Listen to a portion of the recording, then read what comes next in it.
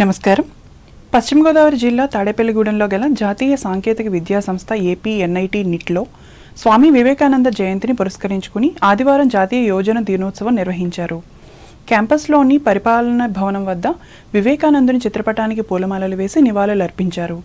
ఆయన జీవిత విశేషాలను స్మరించుకున్నారు. Incharge director doctor N V Ramanarao ఆధ్వర్యంలో registrar doctor P Dinesh Shankar Reddy పర్యవేక్షించారు. Students welfare dean doctor K Himabindu ముఖ్య అతిథిగా పాల్గొన్నారు. విద్యార్థులతో పాటు టీచింగ్, నాన్ టీచింగ్ స్టాఫ్ హాజరయ్యారు.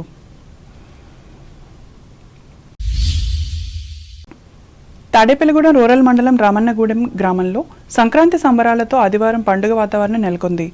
ప్రధాన కూడలి ప్రాంతంలో గ్రామస్తులంతా కలిసి ఈ వేడుకలు ఏర్పాటు చేసుకున్నారు.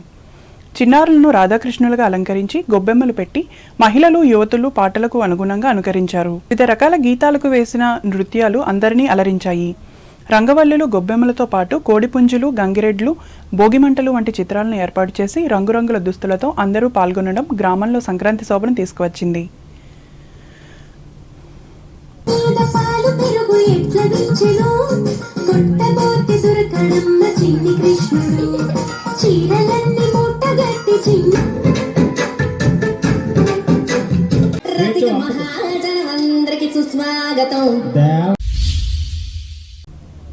తూర్పుగోదావరి జిల్లా వార్తలు. నిడదవోలు నియోజకవర్గ పరిధిలోని ఉండ్రాజవరం జిల్లా పరిషత్ ఉన్నత పాఠశాల 1994-95 10వ తరగతి పూర్వ విద్యార్థుల సమ్మేళనాన్ని సంక్రాంతి సందర్భంగా ఆదివారం నిర్వహించి గత జ్ఞాపకాలను గుర్తు చేసుకున్నారు. ఈ సందర్భంగా విద్యా జ్ఞానం అందించిన నాటి గురువులను సన్మానించి వారిపై ఉన్న భక్తిని వెల్లడించుకున్నారు. ఉదయం నుంచి సాయంత్రం వరకు కొనసాగిన ఈ కార్యక్రమంలో బాల్యాన్ని నెమరవేసుకుని మధుర జ్ఞాపకాలతో తన్మయత్వం చెందారు. ఈ కార్యక్రమంలో పూర్వ విద్యార్థుల ప్రతినిధులు, ప్రస్తుత న్యాయవాది పొట్ల సురేష్తో పాటు సిరవల్లి సత్యనారాయణలు పాల్గొన్నారు.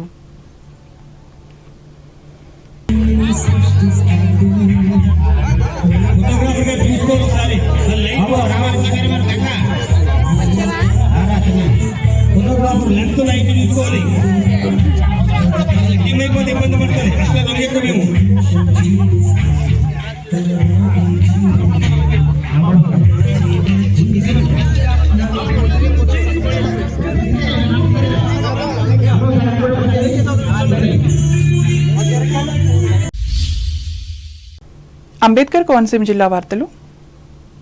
సంస్కృతి సాంప్రదాయాల కలయికే తెలుగువారి పెద్ద పండుగ సంక్రాంతి అని అంబేద్కర్ కోనసీమ జిల్లా కలెక్టర్ ఆర్ మహేష్ కుమార్ పేర్కొన్నారు. అమలాపురం కలెక్టరేట్ ప్రాంగణంలో ఉద్యోగులు నిర్వహించిన సంక్రాంతి సంబరాలలో ఆయన పాల్గొని మాట్లాడారు. ఈ సంక్రాంతి ప్రజలందరి జీవితాల్లో వెలుగు నింపాలని, ఎల్లప్పుడూ సుఖ సంతోషాలతో జీవించాలని ఆయన ఆకాంక్షించారు.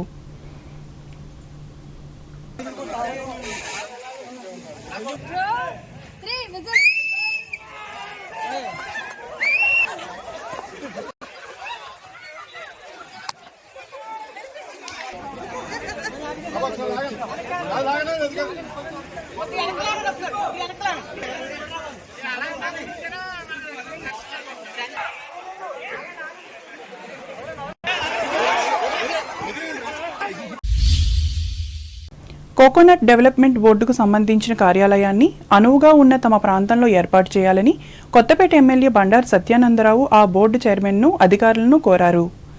ఆదివారం రావులపాలెం కాస్మోపాలిటన్ రిక్రియేషన్ క్లబ్లో కోకోనట్ డెవలప్మెంట్ బోర్డు 45వ వ్యవస్థాపక దినోత్సవం సందర్భంగా ఏర్పాటు చేసిన కార్యక్రమానికి ముఖ్య అతిథిగా కొత్తపేట ఎమ్మెల్యే బండారు సత్యానందరావు హాజరయ్యారు.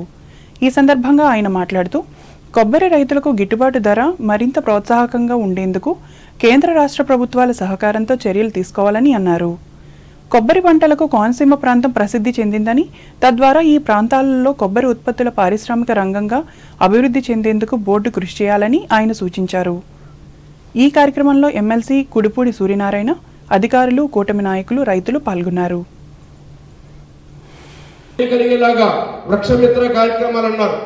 అవి కూడా పూర్తి స్థాయిలో జరగట్లేదు. ఇంకా పూర్తిగా రైతులకు ఉపయోగపడే దింపు కార్మికుల సమస్య కూడా ఎక్కువగా ఉంది.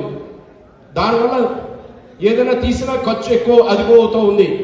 దాంట్లో కూడా ఇన్నోవేటివ్గా సాంకేతికను జోడించి ప్రస్తుత కాలానికి తగ్గట్టుగా టెక్నాలజీ ఏ విధంగా వినియోగిస్తారో కొబ్బరి బొడ్డు దాన్ని ముందుకు తీసుకెళ్లాలి. తక్కువ ఖర్చుతో రైతులు కొబ్బరికాయలు దింపుకునేలాగా అవకాశాలు పరిశీలించాల్సిన, స్టైపెండ్ ఇచ్చో, ట్రైనింగ్ ఇచ్చో వారిని రైతులకు ఉపయోగపడే విధంగా చేయాలనేది అది ప్రధానమైన రైతులకు ఎంతో దోహదపడుతుంది.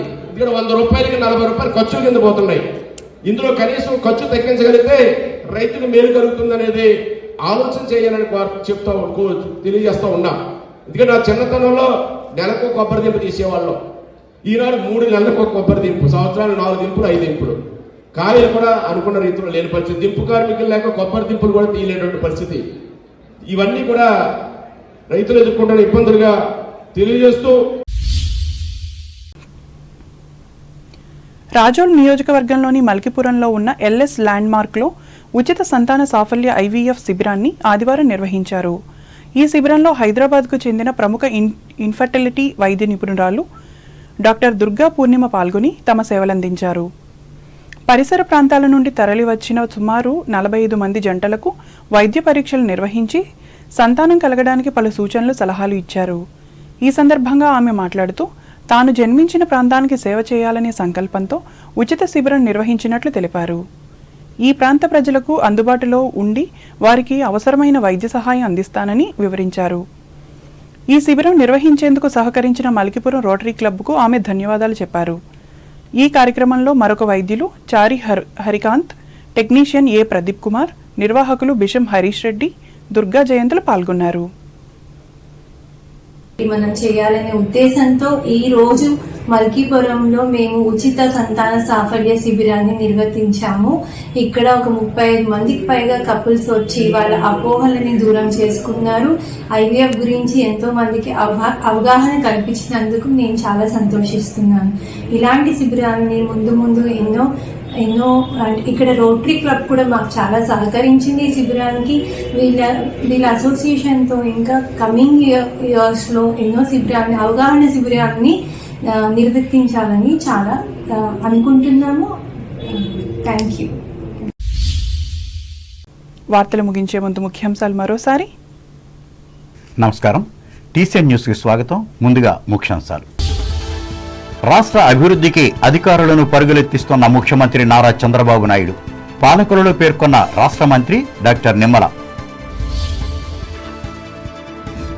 తణుకు నియోజకవర్గంలో పశువుల రక్షణ కోసం నిర్మించిన గోకులం షెడ్యూలను ప్రారంభించిన ఎమ్మెల్యే ఆరిమిల్లి, మిగిలిన షెడ్యూలను కూడా త్వరితగతిని పూర్తి చేయాలని ఆదేశం.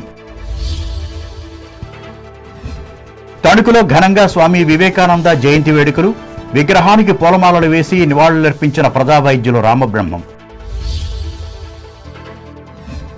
భారత యువతకు స్ఫూర్తినిచ్చిన స్వామి వివేకానంద, తాడేపల్లిగూడెం నిట్లో స్పష్టం చేసిన సంస్థ incharge director doctor Ramana Rao. Telugu సంస్కృతి సాంప్రదాయాలకు ప్రతిబింబంగా నిలుస్తున్న సంక్రాంతి సంబరాలు అమలాపురంలో ప్రకటించిన అంబేద్కర్ కోనసీమ జిల్లా కలెక్టర్ మహేష్ కుమార్. కొత్తపేటలో కోకోనట్ డెవలప్మెంట్ బోర్డు కార్యాలయాన్ని నెలకొల్పాలి, బోర్డు చైర్మన్ కోరిన ఎమ్మెల్యే బండారు. ఈ వార్తలు ఇంతటితో సమాప్తం. నమస్కారం.